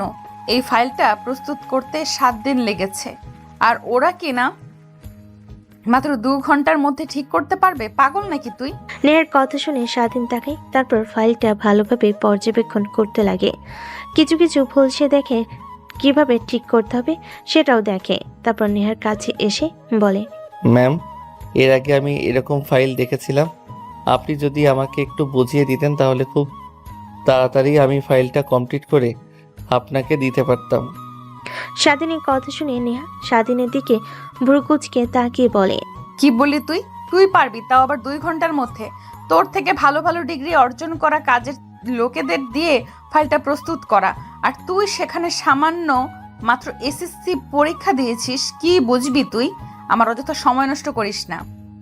আরে ম্যাম, আমাকে একটাবার বুঝে তো দেখেন, পারি কি না পারি। নেহা ভাবতে লাগে, যা হবার তা তো হয়ে গেছে, এখন আর কি করার। যদি ছেলেটা এত করে বলছে, কিছু করতে পারে। তাই স্বাধীনকে সবকিছু বুঝিয়ে দিতে লাগে। স্বাধীনে বুঝতে বুঝতে প্রায় 30 মিনিট লেগে যায়। তারপর তার কম্পিউটারের কাছে গিয়ে সবকিছু দেখে টাইপ করতে লাগে। প্রায় 1 ঘন্টা পর স্বাধীন সবকিছু কমপ্লিট করে প্রিন্ট আউট করে। নেহা এখনো চিন্তিত হয়ে মাথায় হাত দিয়ে ডেস্কে মাথা লাগিয়ে রয়েছে। স্বাধীন ফাইল নতুন করে প্রস্তুত করে নেহার সামনে গিয়ে দাঁড়িয়ে বলে, আপনার ফাইল দেখেন, এখন কোনো জায়গা তো বিন্দুমাত্র ভুল নেই। আচমকা স্বাধীনের কথা শুনে নেহা সামনের দিকে তাকায়। তারপর স্বাধীনের হাত থেকে ফাইলটা নিয়ে দেখতে লাগে। যতই দেখছে ফাইলটা নেহা, ততই অবাক হচ্ছে, চোখ বড় বড় করে ফেলছে। সম্পূর্ণ ফাইল দেখতে দেখতে নেহার 10 মিনিট লেগে যায়। সম্পূর্ণ দেখার পর স্বাধীনকে উদ্দেশ্য করে বলে, ও মাই গড, তুই কিভাবে এই ফাইলটা মাত্র 1 ঘন্টার মধ্যে কমপ্লিট করে ফেললি বলতো? ম্যাম, আমি মাঝে মাঝে আপুদের সঙ্গে গিয়ে দাঁড়িয়ে কথা বলতাম। আপনি হয়তো দেখেছেন অনেকবার। আমি আসলে দাঁড়িয়ে কথা বলতাম, তার পাশাপাশি তাদের কাজ দেখতাম। আমি সব কিছু দেখে শিখে ফেলেছি, তাই পারছি খুব অল্প সময়ে। She is really genius. আমি বিশ্বাস করতেই পারছি না যে সামান্য একটা ছেলে হয়ে আমার 100 কোটি টাকার ডিলটা এইভাবে বাজিয়ে দিবি। অনেক অনেক ধন্যবাদ তোর জন্য। এইবার তো ম্যাম বুঝতেই পারছেন, আসলে লেখাপড়া দিয়ে কোনো কিছু হয় না, যদি না শেখার ইচ্ছা আর অভিজ্ঞতা থাকে। স্বাধীনের কথা শুনে নেহা মাথা দিয়ে হ্যাঁ ইশারা করে। তারপর নেহা ভালোভাবে ফাইলটা দেখে স্বাধীন গিয়ে তার চেয়ারে বসে মুভি দেখতে লাগে। এমন সময় নেহা বলে, চল আমার সঙ্গে, আজকে এক জায়গায় যেতে হবে এই ডিলটা কনফার্ম করার জন্য। কথাটা বলে নেহা তার ব্যাগে ফাইলটা রেখে দেয়।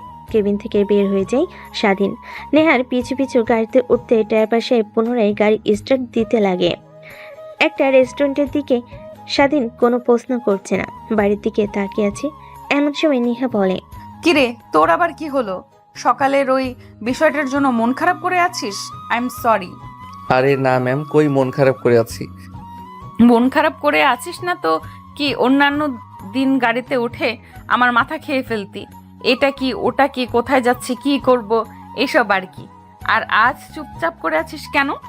না মানে ম্যাম, আজকে আমার বোনের জন্মদিন, আর এখনো তার সঙ্গে কোনো কথা বলা হয়নি। আমার কাছে এই জন্মদিনেরও একটা মোবাইল ফোন চেয়েছিল, কিন্তু কিভাবে ওকে মোবাইল ফোন কিনে দেব বলেন? বাবার প্রত্যেক মাসে ওষুধের বাবদি টাকা সব ফুরিয়ে যায়, কোনো মতে সংসারটা চলে। ও এই ব্যাপার, তা আগে যাই ডিলটা কনফার্ম করে আসি, তারপর তোর সঙ্গে তোর বাসায় যাব, তোর ফ্যামিলির সঙ্গে দেখা করার জন্য। তোর মা বাবা বোনকে অনেক দেখতে ইচ্ছে করছে তোর কাছ থেকে তাদের কথা শুনতে শুনতে। নেহার কথা শুনে স্বাধীন অনেকটা খুশি হয়। একটু পর একটা 5 স্টার হোটেলে গিয়ে গাড়ি ব্রেক করে। নেহা গাড়ি থেকে নেমে সামনে যাচ্ছিল, স্বাধীন তার পিছু পিছু। বড় একটা কেবিনে গিয়ে স্বাধীন বসে পড়ে। সামনে স্মার্ট একটা ছেলে, চোখে সানগ্লাস। আশেপাশে অনেকগুলো কালো পোশাক পরিহিত লোক। বুঝতে পারে এগুলো তার বডিগার্ড। নেহা ছেলেটার সামনের চেয়ারে বসে পড়ে, তারপর হ্যান্ডশেক করে ছেলেটার সঙ্গে কথা বলতে লাগে। নেহার দিকে ছেলেটা কেমন যেন দৃষ্টিতে তাকিয়েছিল। স্বাধীনের অনেক রাগ হতে লাগে, কিন্তু কিছুই করতে পারবে না। অনেকক্ষণ কথা বলার পর ডিলটা কনফার্ম হলে নেহা ছেলেটার কাছ থেকে বিদায় জানিয়ে স্বাধীনকে নিয়ে চলে আসে। গাড়িতে বসেছিল, এমন সময় নেহা বলে স্বাধীনকে উদ্দেশ্য করে, জানিস আজ আমি অনেক খুশি, কারণ আমার অনেক দিনের ইচ্ছে ছিল যে খান ইন্ডাস্ট্রির সঙ্গে ডিল করার, কারণ এদের সঙ্গে ডিল করলে আমার অনেক লাভ।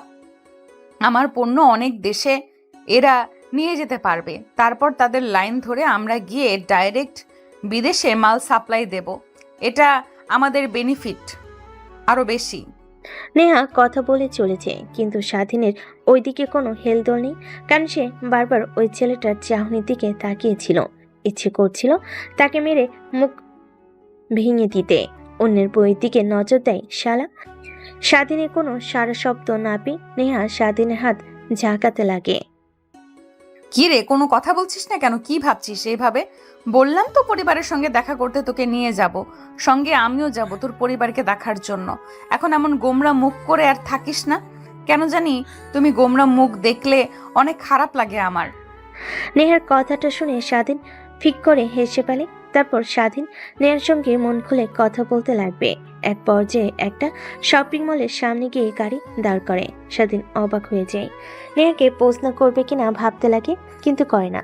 নেহা সামনে যাচ্ছে, স্বাধীন পিছু পিছু। এক এক করে নেহা তার পছন্দের মতো জামা কাপড় কিনতে লাগে। স্বাধীন পেছন থেকে ব্যাগ টানছে। এক পর্যায়ে একটা মোবাইলের শপে যায়। নেহা দামি আইফোন কিনে। স্বাধীন বুঝতে পারে এটা তার বোনের জন্য না, কারণ এত দামি ফোন কখনো তার বোনকে দেবে না সে। তখনই স্বাধীন একটা দোকানদারকে সব থেকে কম দামি ফোনের কথা জিজ্ঞেস করতে লাগে।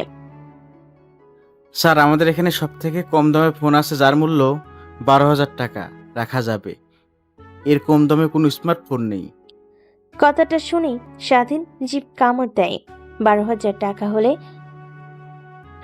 তার পরিবার 3 মাস অনেক সুন্দরভাবে চলতে পারবে। স্যার, দেব আপনাকে ফোনটা? না না না, দরকার নেই, এমনিতে জিজ্ঞেস করলাম আর কি। অন্যদিকে নেহা পাশে দাঁড়িয়ে সবকিছু দেখছিল আর হাসছিল। স্বাধীন তো আর জানে না এই সবকিছু তার পরিবারের জন্য। তারপর নেহার কেনাকাটা শেষ হলে কাঁচা বাজারে চলে যায়। স্বাধীনকে অনেকগুলো টাকা দেয়। স্বাধীন টাকা দিয়ে অনেকগুলো কাঁচা বাজার করে নেহার গাড়িতে রেখে দেয়। গাড়িতে উঠে বসতে স্বাধীন পাশ থেকে নেহাকে প্রশ্ন করে, এইবার বল তোর বাসা কোথায়? কোথায় যাব? মিরপুর 11 রাব্বানি হোটেল একদম পিছনে। তারপর স্বাধীন ড্রাইভারকে তার বাড়ির লোকেশন বলে। ড্রাইভার সেই অনুযায়ী যেতে লাগে। নেহা গাড়িতে বসে মোবাইলে ফেসবুক স্ক্রল করছিল। একটু পর স্বাধীনের বাসের সামনে সে গাড়ি দাঁড় করে। নেহা গাড়ি দাঁড় করানোর সঙ্গে সঙ্গে গাড়ি থেকে নেমে পড়ে। স্বাধীন গিয়ে দরজায় নক করতে লাগে। ওদিকে নেহা ড্রাইভারকে কিছু একটা বলে। একটু পর স্বাধীনের মা এসে দরজা খুলে দেয়। স্বাধীনকে দেখতে পেয়ে অবাক হয়ে বলে, কিরে বাবা, এই অবেলায় এসেছিস? কিছু কি হয়েছে? ঠিক আছিস তো বাবা? আমার ঠিক আছে, একদমই চিন্তা করতে হবে না। আসলে বোনের তো আজকে জন্মদিন, আর অনেক দেখতে ইচ্ছে করছিল। সঙ্গে সঙ্গে ম্যাম হ্যাঁ বলল, আর তোমাদের সঙ্গে দেখা করতে চলে এসেছে। এই যে ম্যাম। কথাটা বলে স্বাধীন নেহাকে দেখিয়ে দেয়। স্বাধীনের মাকে নেহাকে ভালোভাবে দেখতে লাগে। তারপর স্বাধীনের মা নেহাকে নিয়ে বাসায় চলে যায়। চেয়ারে বসতে দেয়। স্বাধীন গিয়ে তার বোনের সঙ্গে কথা বলতে লাগে। একটু পর ড্রাইভার এক এক করে সব বাজার আর শপিং ব্যাগগুলো বাসের মধ্যে নিয়ে আসে। আন্টি ড্রাইভারের হাত থেকে ওই কাঁচা বাজারগুলো নিয়ে রাখেন, আর শপিং ব্যাগ আছে, ওইগুলোতে আপনাদের জন্য কিছু পোশাক কেনা আছে, রেখে দেন। এইসবের কি দরকার ছিল মা? তুমি এসেছো এমনিতেই আমি অনেক খুশি হয়েছে। আমার দুঃখের দিনে তোমার বাবা আমার ছেলেকে চাকরি দিয়েছে, আর এজন্য অনেক কৃতজ্ঞ আমরা। তোমার বাবাকে বলো আমাদের কথা। ঠিক আছে আন্টি। তারপর স্বাধীনের মা ড্রাইভারের হাত থেকে সব বাজারগুলো রেখে দেয়। শপিং ব্যাগগুলো ঘরে রেখে দিয়ে আসে। অন্যদিকে স্বাধীন রুমে তার বোনের সঙ্গে দুষ্টামি করছিল। একটু পর স্বাধীন তার বোনকে নিয়ে বাইরে চলে আসে। নেহা স্বাধীনের বোনকে দেখতে পেয়ে তার দিকে ইশারা করে আসতে বলে। এইদিকে আসো। ঠিক আছে তো তুমি? স্বাধীনের বোন স্বাধীনের দিকে তাকায়, মাথা দিয়ে হ্যাঁ বলে। স্বাধীনের বোন গিয়ে নেহার সামনে দাঁড়িয়ে পড়ে। ড্রাইভারকে ইশারা দিতে একটা বড় কেক নিয়ে আসে। তারপর নেহা মোমবাতি জ্বালিয়ে স্বাধীনের বোনের হাতে ছুরি দিয়ে কেক কাটতে বলে। স্বাধীনের বোন কেক কাটতে লাগে। খুশিতে তার চোখ দিয়ে এক ফোঁটা পানি বের হয়ে পড়ে। নেহা দেখতে পেয়ে টিস্যুতে মুছে ফেলে। পাগলি মেয়ে, এইভাবে কান্না করছো কেন? যতদিন আমি বেঁচে আছি তোমাদের চোখে কখনো পানি আসতে দেব না। স্বাধীন কথাটা শুনে অনেকটা অবাক হয়, কিন্তু কাউকে বুঝতে দেয় না। তারপর স্বাধীনের বোন কেক কেটে স্বাধীনকে, তারপর স্বাধীনের মাকে, নেহাকে, তারপর দৌড়ে গিয়ে তার বাবাকে খাইয়ে দিয়ে আসে। পাগল মেয়ে, তুমি আমাকে ম্যাম বলছো কেন? আপু বলে ডাকবেন না?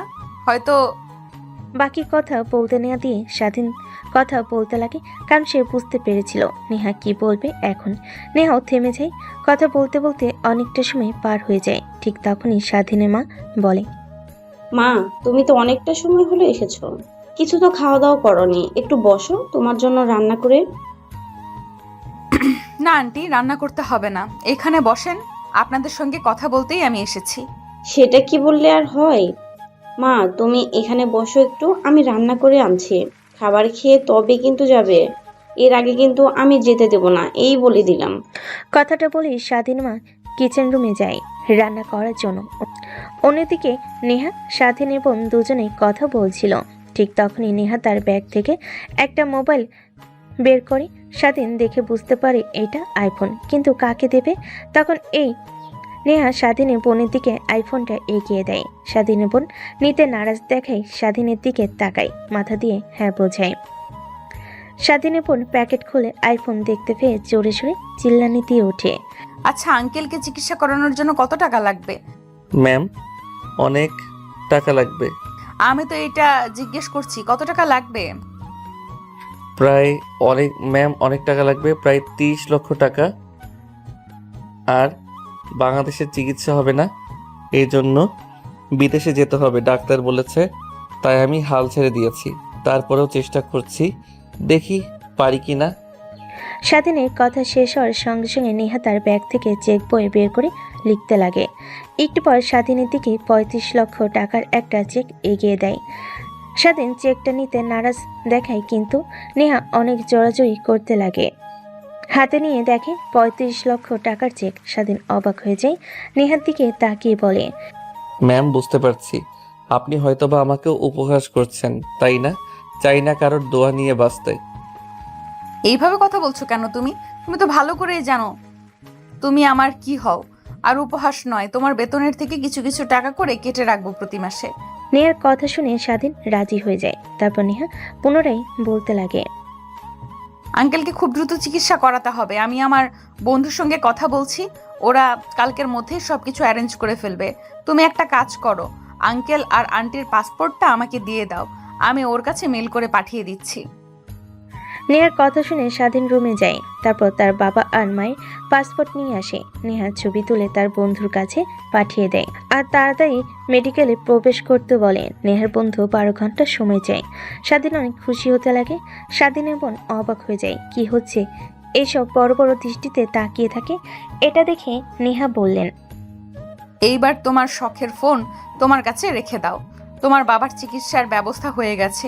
তোমার বাবা ঠিক আগের মতো হাঁটা চলাফেরা করতে পারবে, সাধারণ মানুষের মতো। তারপর তারা তিনজন মিলে আনন্দ করতে লাগে। স্বাধীনের মার রান্না শেষ হলে খাওয়া দাওয়া করে স্বাধীন তার মাকে সব কথা খুলে বলে। অনেক খুশি হয়। নেহা সবার হাসি দেখে কেন জানি তার অনেক ভালো লাগে। তারপর অনেকক্ষণ স্বাধীনের মা বাবা বোনের সঙ্গে আড্ডা দিতে লাগে। সেইভাবে অনেকটা সময় পার হয়ে যায়। তারপর সবার কাছ থেকে বিদায় নিয়ে নেহা স্বাধীন গাড়িতে উঠে বসে।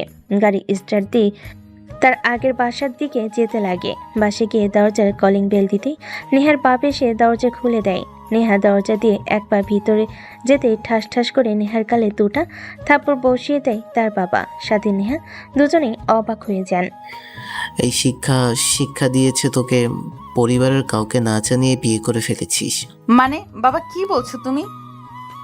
কিছুই তো বুঝতে পারছি না। তাই তো বলি, সামান্য একটা ছেলের জন্য এত আদিক্ষেতা কেন? এইটার কারণ বিয়ে করে ফেলেছিস, আবার আমাদের সামনে নিয়ে এসে পার্সোনাল বডিগার্ড পরিচয় দিস। বললেও তো পারতি যে আমার হাজবেন্ড হয়, আমরা বিয়ে করে ফেলেছি। আমরা কি মেনে নিতাম না? অযথা নাটক করার কি দরকার ছিল? স্বাধীন তো নেহার বাবার কথা শুনে অবাক হয়ে যায়, কারণ সে ভেবেছিল এই তা সব গেল, কিন্তু যে নেহার বাবা এইসব এত সহজে মেনে নেবে কখনো ভাবতেও পারেনি। তখন স্বাধীনের দিকে তাকায়। স্বাধীনকে ভয় পেতে দেখে নেহার বাবা স্বাধীনের কাছে এসে ঘাড়ের উপর হাত রেখে বলে, আরে বাবা, ভয় পাচ্ছ কেন? ভয় পেতে হবে না তোমাকে তো এমনিতেই অনেক আগে থেকে পছন্দ আমার। তোমরা এসব করেছো, আগে বলতে না? তাহলে তোমাকে কি আমরা এসব কথা বলি?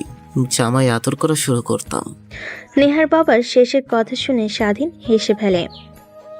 তারপর নেহার বাবা স্বাধীনকে নিয়ে বাসার ভেতর প্রবেশ করে। বসার রুমে গিয়ে বসিয়ে দেয় নেহাকে স্বাধীনের পাশে। নেহা মুখ তুলে সামনের দিকে তাকায়। অবাক হয়ে যায় স্বাধীন, অবাক হয়ে যায়। সামনে সেই পাহাড়ের চেয়ারম্যানের মেয়েকে দেখতে পেয়ে অবাক হয়ে যায় স্বাধীন আর নেহা। অবাক হয়ে তার দিকে তাকিয়ে থাকে। তারপর নেহা তার বাবা মা সবার সঙ্গে কথা বলতে লাগে। সবাই সবকিছু হাসি মুখে মেনে নেয়, কারণ তারা স্বাধীনকে অনেক ভালো ছেলে আর অনেক পছন্দ করে ফেলেছে। সবাই মিলে খাচ্ছিল, এমন সময় পাশ থেকে নেহার বোন বলতে লাগে, দুলাভাই, তুমি আগে কেন বলো নাই যে তুমি আপুকে বিয়ে করেছো? আমি তো তোমাকে নিয়ে বাসর ঘরের স্বপ্ন দেখে ফেলেছি রাতে।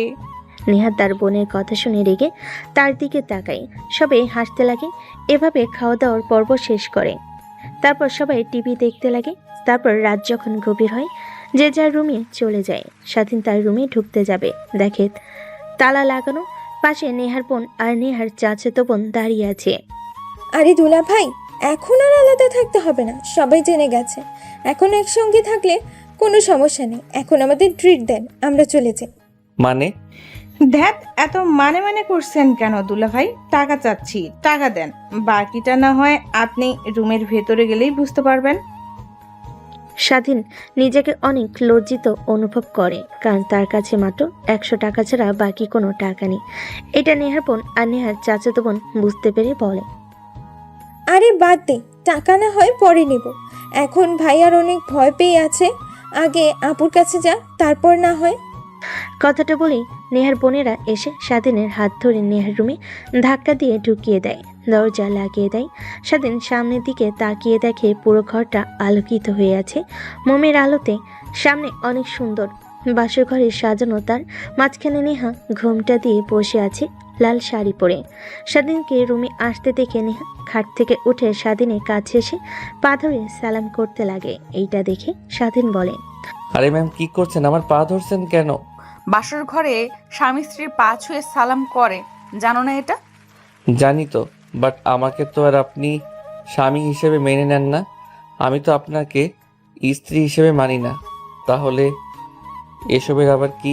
কি বললি তুই? আমাকে স্ত্রী হিসেবে মানিস না? ওয়েট, দেখাচ্ছি তোকে। কথাটা বলে নেহা শাড়ির ওড়না মাজায় বেঁধে স্বাধীনের দিকে এগিয়ে যেতে লাগে।